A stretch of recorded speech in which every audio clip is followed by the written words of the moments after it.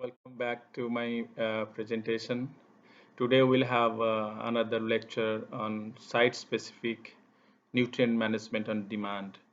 I'm sorry, I didn't upload, didn't work for the last 7, 8 days, so you must be waiting to see my video. But on demand, I'll give you some basic concepts. I'm not going in details of each components of site-specific nutrient management. You know what is soil, so and how soil is formed. So when soil is the formation of soil is depend on so many things like topography of land, climate, microorganisms, all the components that I mentioned in one of my video. Then definitely all the soil is a heterogeneous body. The physical, chemical, biological characteristics of soil varies with landscape.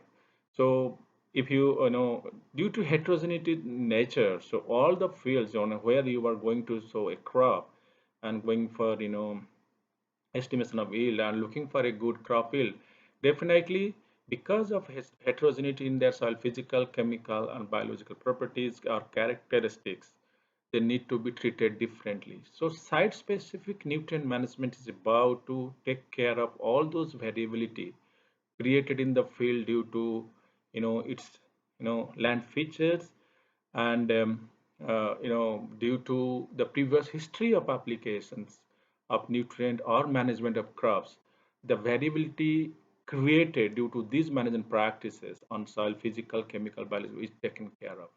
So site-specific nutrient management is about, it's just an approach in supplying plant nutrients in an optimal quantity to take care of the inherent, spatial variability of the crop and temporal needs for supplemental nutrient supplying using different, tools or techniques like GPS, geographical means global position system, then GIS system because GIS system will help in forming a map, then geographical information system, then variable rate technologies or variable rate applicators for nutrient, for pesticides, then of course monitoring yield.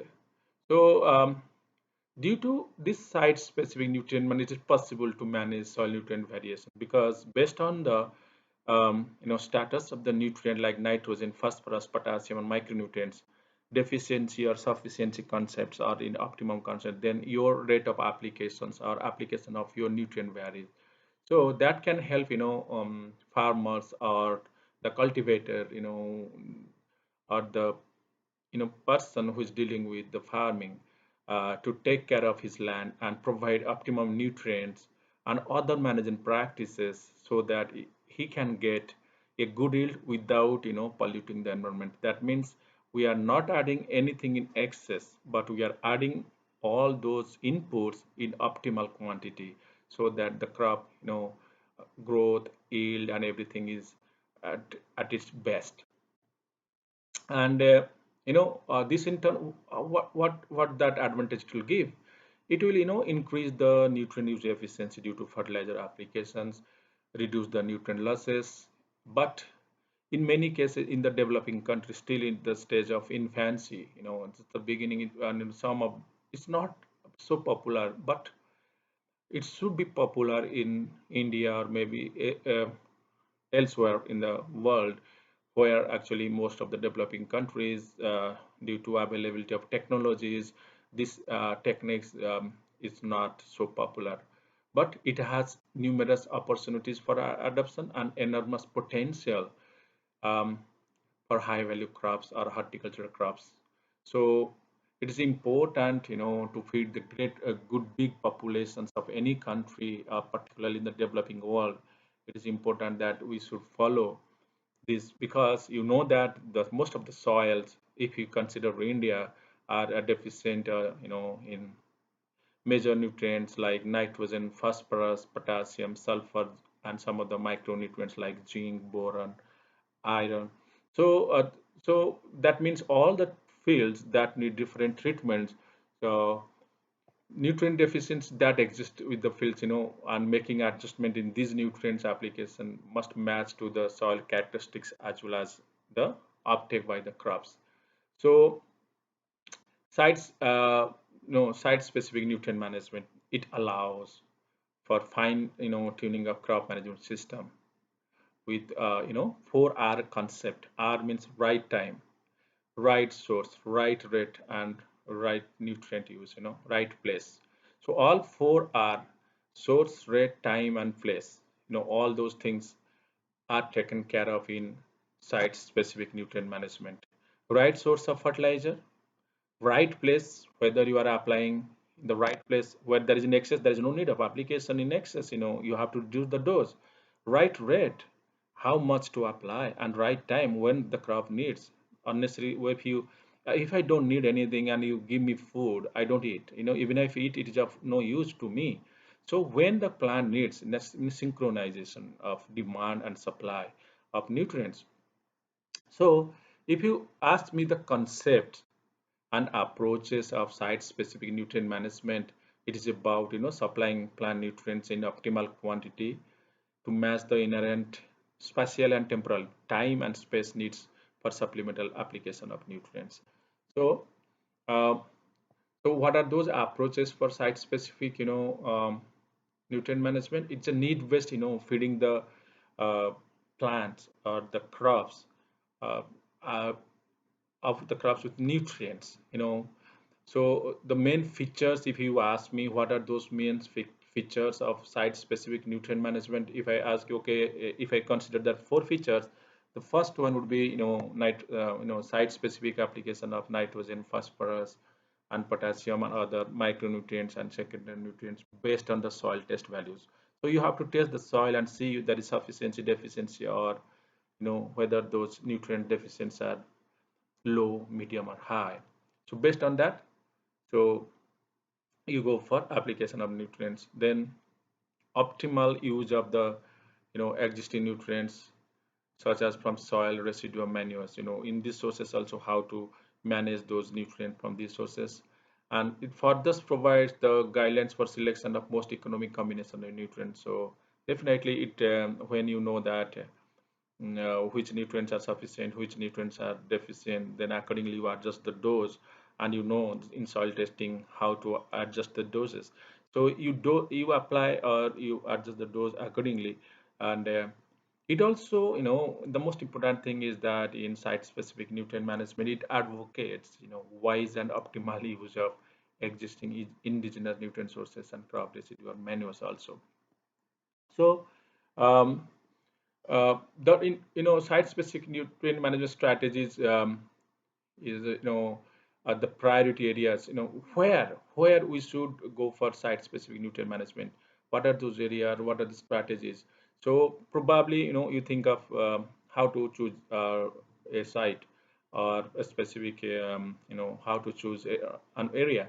So in that case, probably it is better to go for areas having inadequate or imbalanced use of fertilizers, that, going, giving you low yield. Then areas showing multiple nutrient deficiency, because they are very sensitive areas, there you can see that how the site specific nutrient management works. That's very much important, when you know that there is deficiency of zinc, when there is deficiency of nitrogen, there is deficiency of phosphorus, and according to the need of the crop and the inherent supplying capacity of the soil for a particular nutrient, when you adjust the dose of that nutrient, then probably, the yield goes up and the crop will be very much responsive, and you can see the result. And of course, the areas with concurrence of pest and disease, pest problems linked to nutrient imbalance, just like, potassium, it gives you, strength or resistance to the plant. It imparts the resistance to the plant to diseases, and lodging also. When you have potassium deficiency or not enough potassium in the system, then the plant is susceptible to diseases. So it shows, areas with the occurrence of pest and diseases linked to nutrient imbalance or overuse of nitrogenous fertilizer. You know that if nitrogen fertilizers are in overuse, that means it plant becomes green, it attracts more pest and diseases. And sometimes, overuse of nitrogen also due to high biomass production, that may take, other nutrients excessively from the soil, making it more deficient. And um, and also in that areas with inherent fertilizer nitrogen use at higher rates, So no proper timing or application or splitting of doses within sufficient use of phosphorus and potassium.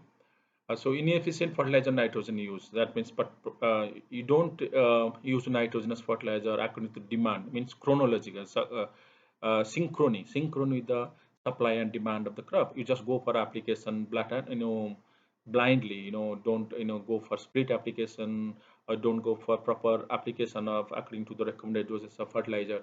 And areas with evidence of multiple nutrient deficiencies that I mentioned, including secondary and micronutrient soils. So these are all the areas we needs to be taken care of, and site specific nutrient management, they are pretty much successful. And then if you ask me what are those elements, so elements means what are those information what are the things that you gather for this. So I'll just go for three things that probably is most important. So one is gathering information about that site, then probably you'll go for what are those technologies that are applicable, second, and third is the management practices. So how you can define and take decision on management practices.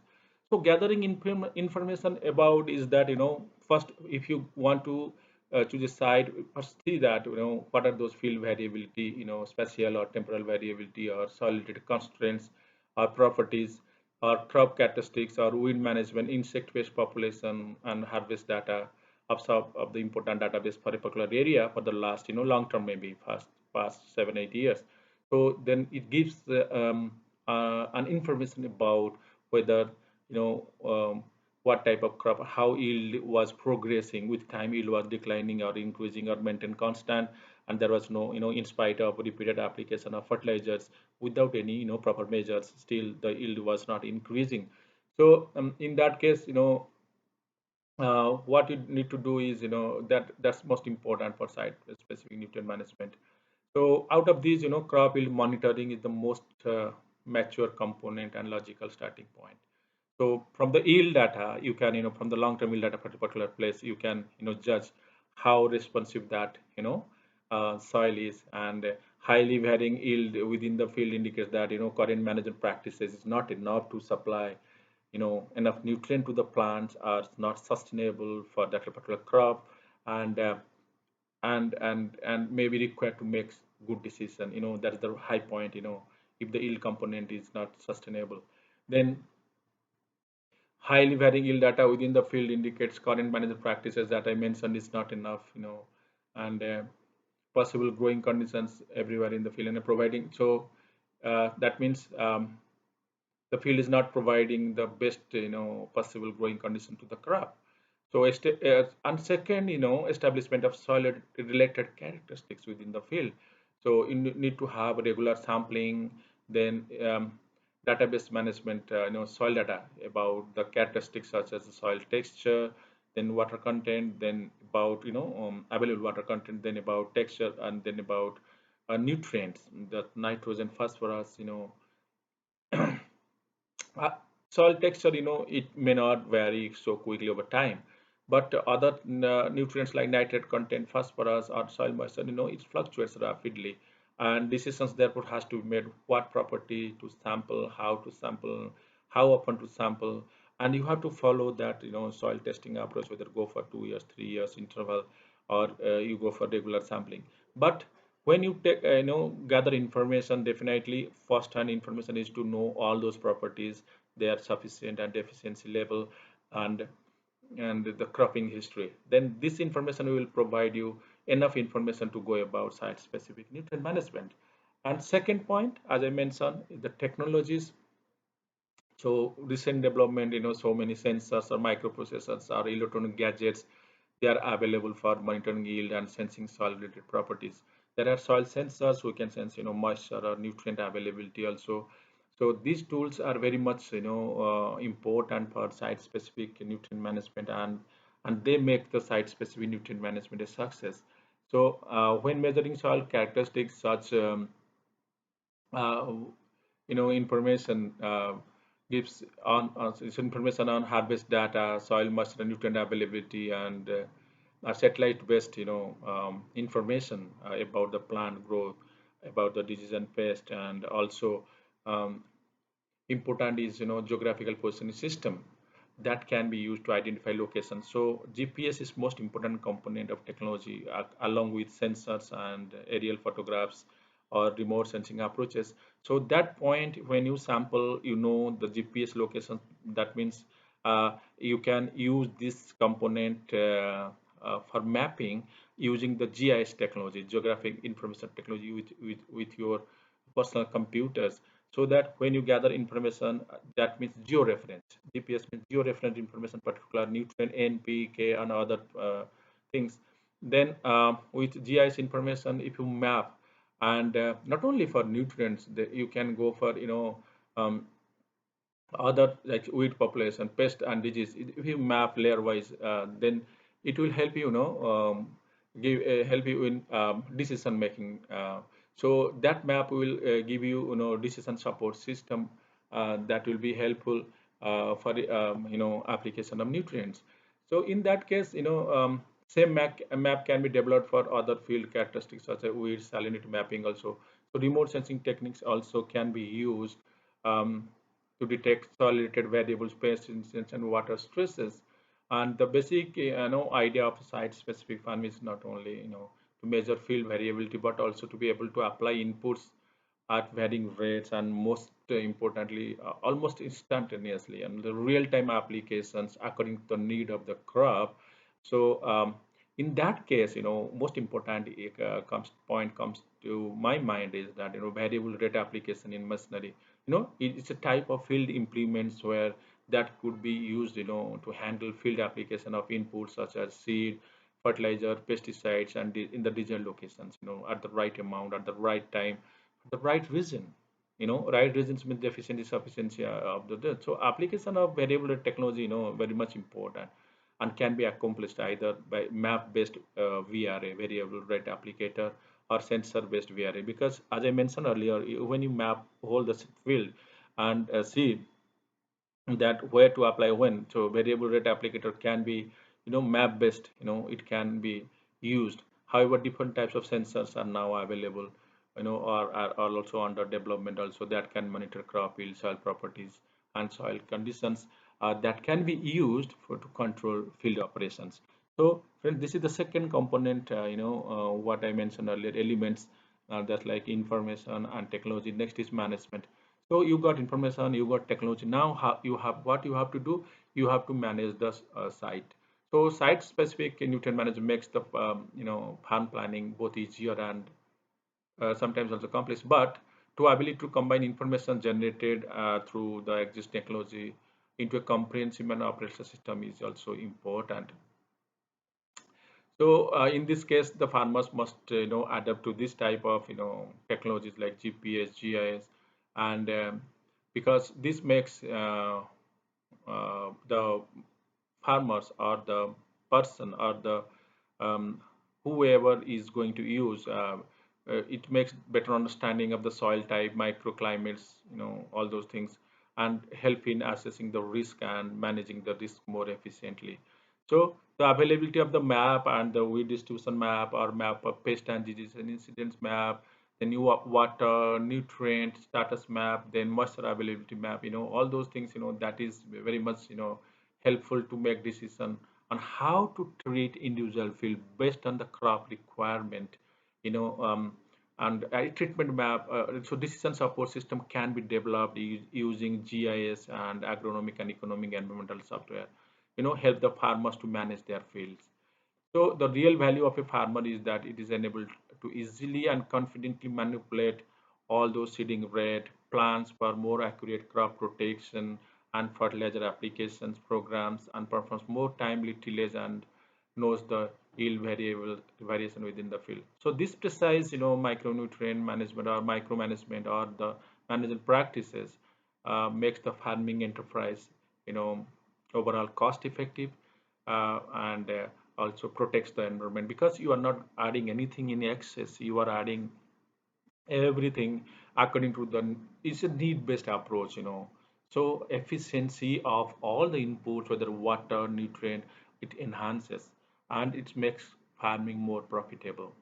And if you said that if you want a greater profitability, the advantage, so site-specific nutrient management is likely to provide greater profitability to the crops, just like high-value crops, areas where input costs are high and areas where production conditions are very heterogeneous. So these, areas, they provide greater profitability.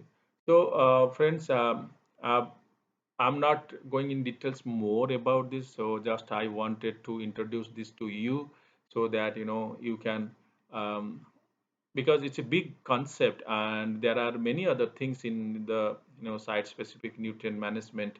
So how to when I talk about the individual components, individual elements, just like information technology and management, then it comes how to get information, how to assess the variability, then how to manage the variability, then what are those approaches or technologies, so as I mentioned, global position system, then remote sensing, then geographical information system, monitoring and evaluation of those things, and what is that variable rate applicator or technologies. Then if you go for individual component, it will take more time, so that need also in the one class each. But in my opinion, if when I talk about the site specific nutrient management, I talked about only those components which will helpful to you, in understanding and giving a basic concept about site specific nutrient management, why we need. And remember, I have told you the 4R, and you have to remember those 4R concept to make site specific nutrient management successful. So friends, thank you very much. I'll be back again with more new concept, new ideas and new videos which will be helpful not only for students, for also those who are preparing for a competitive exams, to give basic and fundamental understanding about the subject. I mean to say, without chalk, without blackboard, without whiteboard or markers, just listen and understand those about the very concept of soil science. And thank you, friend. Thank you very much for listening to me and making my channel a great success. I really thank, and take care. Stay safe in during this pandemic period, and have a great time. Bye bye.